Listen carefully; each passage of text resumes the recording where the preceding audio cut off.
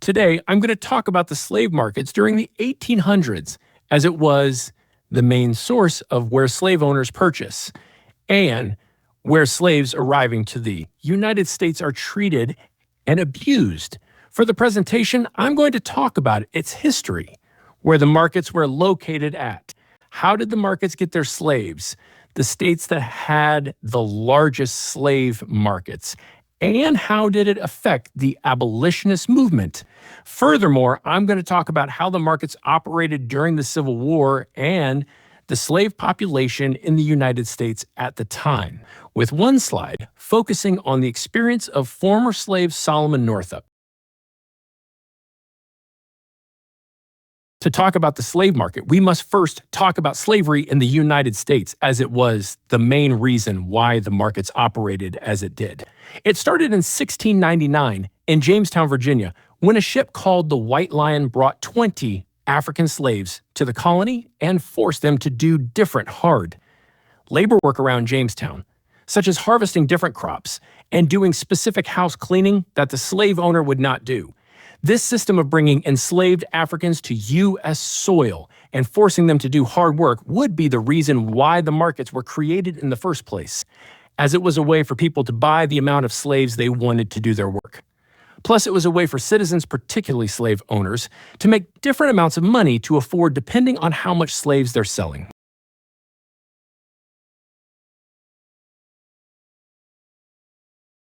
Although there was around thousands of slaves residing in the United States, the states with the most amount of slaves would consist of the southern states, with states like Texas, Virginia, and North and South Carolina.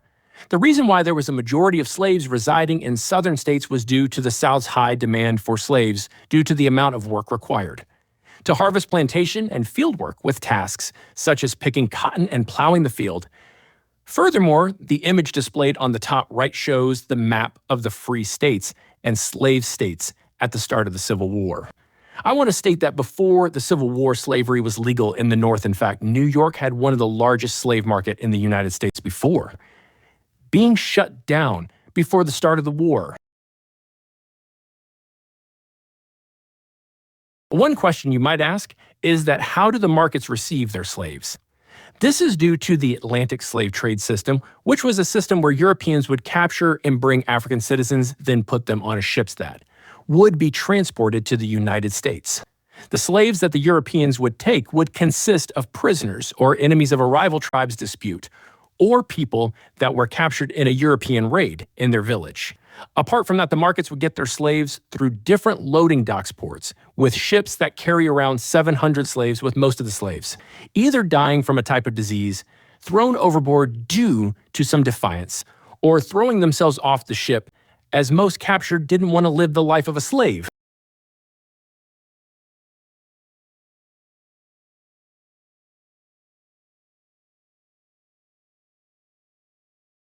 During the 1800s, most slave markets would take place in areas such as a plantation house, town square, or even the riverbanks. The markets would operate as a type of auction system, with the owner of the markets would either presenting or displaying the slaves they have, with some instances of the owner presenting an entire family of slaves. Furthermore, to get their customers' attention, most owners of their markets would make their slaves do different performances that could persuade their customer to buy the slave.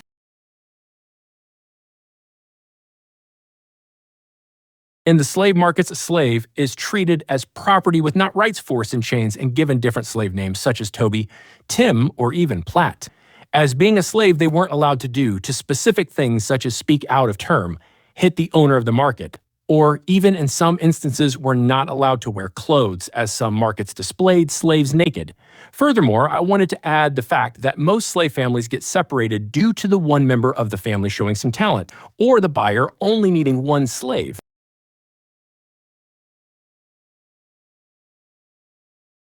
Although there were many slave markets in the United States during the 1800s, there were two states in particular that stands out for having significant amount of slaves, with the first state being New Orleans, as Freeman at the time would describe the place as the center of the U.S.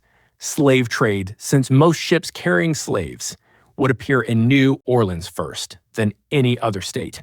The second state would be a shocker, as it was New York, but you're wondering, isn't New York a northern state? Although New York was a North state, it was known for having around 42% of its population having a slave.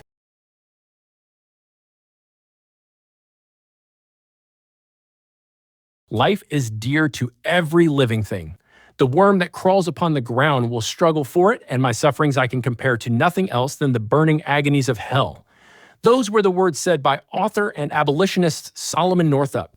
Although he was living as a freeman, he ended up becoming a slave in 1841 and experienced the hardship and lifestyle of being a slave. Furthermore, he tells his story through a book called 12 Years a Slave. Plus, his story and many other free slave stories would be crucial to what the next slide we're going to talk about.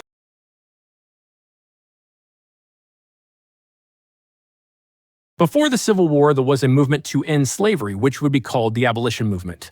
Started in 1831, the main goal of the movement was to show the United States the injustices of owning a slave, but for this slide, we're going to talk about how the markets helped and hurt the movement. For how it helped the movement, it showed the different injustices of owning a slave, plus it gave the movement a reason on why slavery should be outlawed. For how it hurts the movement, it's due to the market being away from many southern states to get slaves due to the South's high demand for slaves since there was a majority of field work and growing crops that required slaves.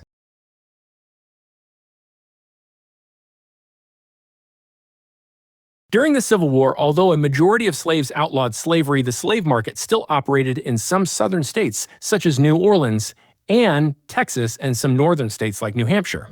Even though the market still continued, the price for a slave started to increase due to the less amount of slaves in the United States. Since most slaves at the time either joined the Union, went to a different country, or even fled to western states that the U.S. hasn't claimed territory to yet.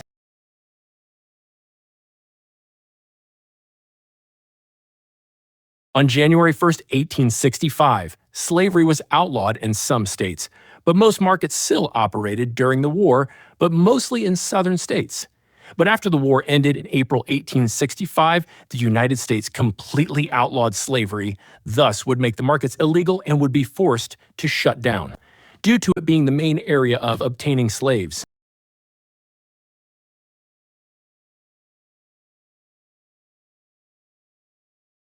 To conclude this presentation, we talked about the slave markets in the United States during the 1800s, before the Civil War. I talked about how the history of slavery and how it contributed in making the slave markets. Plus, I also talked about which states had the biggest slave population and how the markets received their slaves. Furthermore, I went over on where the markets took place and how it treated the slaves. I also added the information about two of the biggest slave markets in the United States, which was New Orleans and New York. Then I put two quotes and information on Solomon Northup.